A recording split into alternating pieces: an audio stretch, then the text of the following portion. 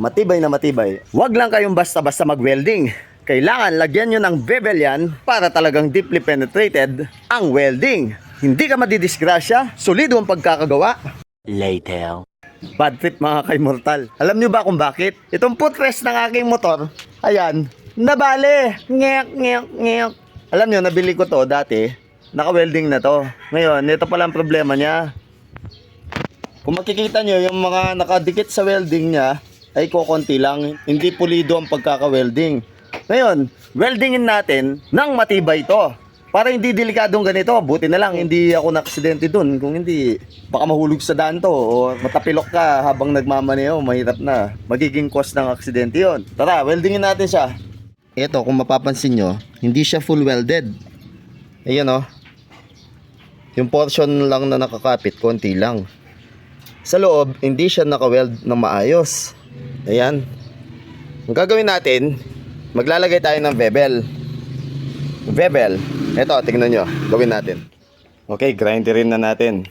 Lagyan na natin ng bevel para mapuno ng welding yung part na weldingan para solido.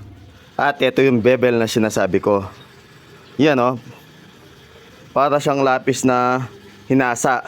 Para pag winelding natin, mapupuno yan. Tirahin natin yung kabila. At ito. May bevel na siya, ayan o. Matulis na yung dulo. Parehong-pareho na siya dito sa kabila.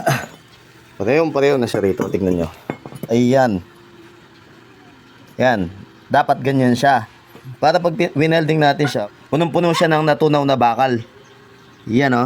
Para solido, penetrating hanggang sa loob. Hindi tulad nung kanina na labas lang yung nakadikit, sa loob mahina. Ito. Idudugtong na natin siya dito. Yan, ganyan. Pero palagay ko may distansyang konting ganyan para punong-puno siya hanggang loob.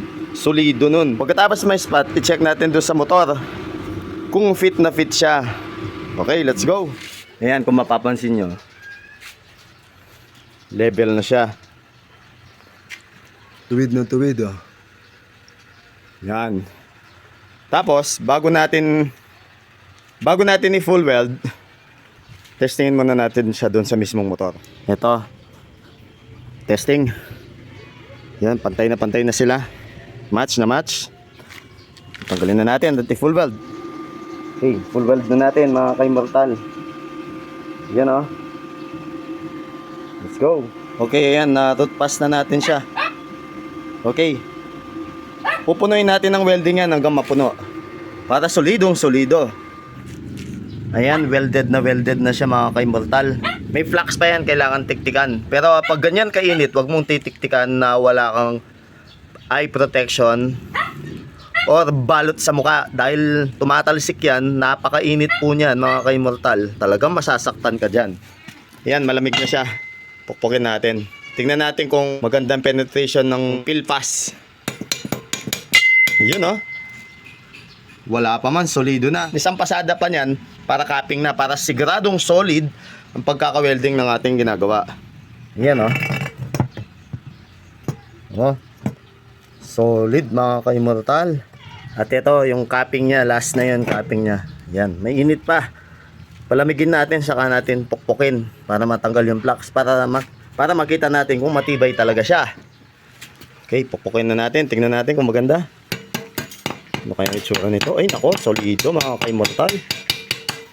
Solido. Di ba natanggal lahat?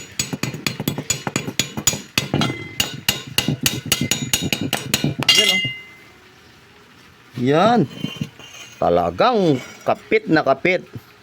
Melted siya at penetrating inside to outside oh. Yan. Mga ka-immortal, install na natin. Ayan oh. Siguradong napakatibay nito. Mukha mo magigiba. Sabi nga nung kaibigan ko. Shoutout sa kaibigan kong yun. Yan, nakakamiss yun. Kasama namin BMX rider. Yan. O diba? Solidong solido. Okay, install na natin.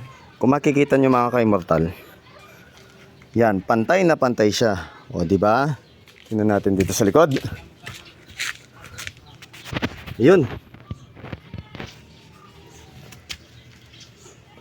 Tingnan nyo yung mga putres. Magkaka-level na. O diba? O mga ka-immortal, solid na siya. Ayan o. Matibay na matibay. O, sana may natutunan kayo mga ka-immortal. Huwag lang kayong basta-basta mag-welding. Kailangan lagyan nyo ng bevel yan para talagang deeply penetrated ang welding. Di ka madidisgrasya, solido ang pagkakagawa, siguradong safe, at wala kang tigatig. O sana may natutunan kayo mga ka-immortal. Ito po ang inyong lingkod, Joel Mascareñas. Bye-bye! Joel Mascareñas, ang pinaka-humble, simpleng tao, astig sa karera, di mo mahabol, malapit dumiskarte kahit ano pang trouble.